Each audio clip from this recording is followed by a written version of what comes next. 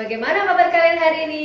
Semoga kalian selalu sehat dan selalu semangat untuk belajar. Baik, hari ini saya akan mengajak kalian belajar tentang perbandingan senilai dan perbandingan berbalik nilai. Nah, kira-kira apa ya? Kok ada sih perbandingan senilai dan berbalik nilai? Nah, untuk tahu lebih jelasnya, kalian harus saksikan dulu video ini, ya.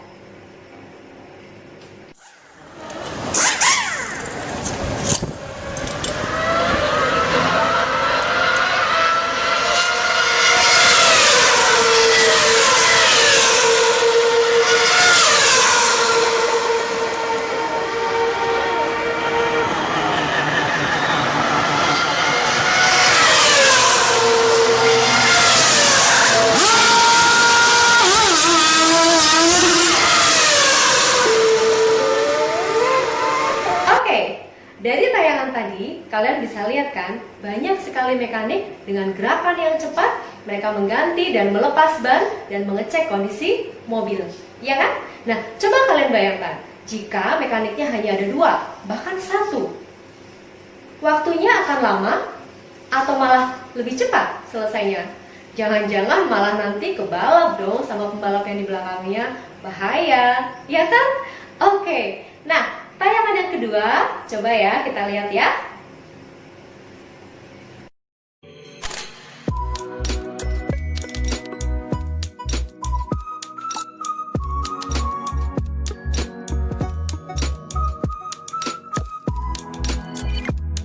Nah, dari tayangan video kedua tadi kita bisa lihat satu bolu bisa dibuat dari 3 telur. Kira-kira kalau kita mau bikin 10 bolu yang sama, telur yang dibutuhkan itu semakin banyak atau semakin sedikit ya? Nah, itu adalah contoh dari perbandingan senilai dan perbandingan berbalik nilai. Tapi, saya mau tanya nih, mana yang kira-kira perbandingan senilai dan mana yang berbalik nilai? Video 1 atau video 2 ya? Untuk lebih jelasnya, saya akan bawa kalian untuk memecahkan permasalahan tersebut ke dalam tabel data. Oke, setelah dengan tabel data, kita akan mengerjakannya dengan persamaan. Ya, kita lihat yang berikut ini. Dari video pertama atau permasalahan 1, kita tahu bahwa ketika banyaknya mekanik 21, waktu yang dibutuhkan untuk melepas dan memasang ban serta mengecek mesin itu dibutuhkan 4 detik. Nah, kira-kira jika banyaknya mekanik berkurang menjadi sepertiganya atau menjadi 7 di sini, banyak waktu yang dibutuhkan kira-kira lebih sedikit atau malah bertambah. Nah, sudah pasti bertambah menjadi 3 kalinya, yaitu 12 detik.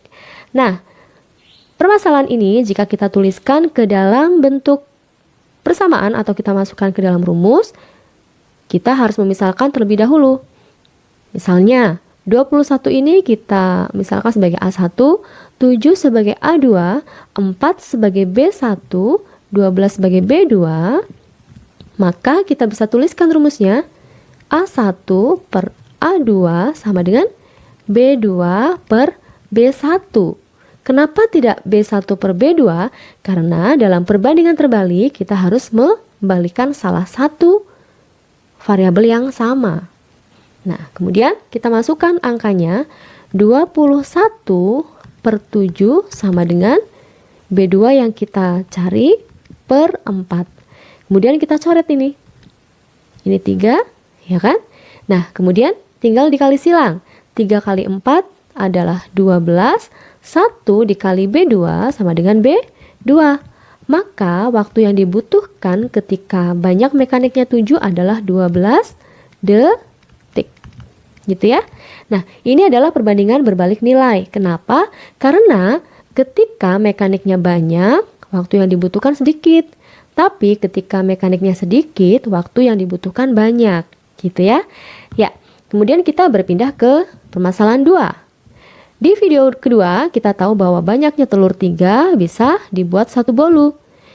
Nah, jika telurnya bertambah 4 kalinya atau menjadi 12, maka banyaknya bolu sudah pasti naik ya. 4 kalinya juga menjadi 4 bolu. Nah, permasalahan ini kita juga akan menuliskan dalam bentuk rumus. Kita misalkan 3 sebagai A1, 12 sebagai A2, 1 sebagai B1, 4 sebagai B2, maka rumusnya menjadi A1 per B1 sama dengan A2 per B2. A1 kita masukkan 3 per 1 sama dengan A2 12, B2 yang kita cari. Nah, kemudian kita kali silang ya. 3 dikali B2 sama dengan 3 B2. Nah, 1 dikali 12 sama dengan 12. Maka B2-nya adalah 12 dibagi 3 atau sama dengan 4 bolu. Nah, jadi kita tahu bahwa perbandingan senilai merupakan perbandingan yang jika variabelnya sedikit, maka variabel lainnya sedikit. Kita bisa lihat ketika telurnya 3, maka bolu yang dihasilkan 1. Tapi ketika telurnya semakin banyak, bolu yang dihasilkan juga semakin banyak. Gitu ya. Bagaimana? Sudah paham kan? Nah, coba kalau sudah paham, identifikasikan perbandingan senilai dan perbandingan berbalik nilai. Betul sekali. Jadi, perbandingan senilai adalah perbandingan yang terdiri dari dua besaran, di mana jika variabel satunya naik, maka variabel lainnya akan naik.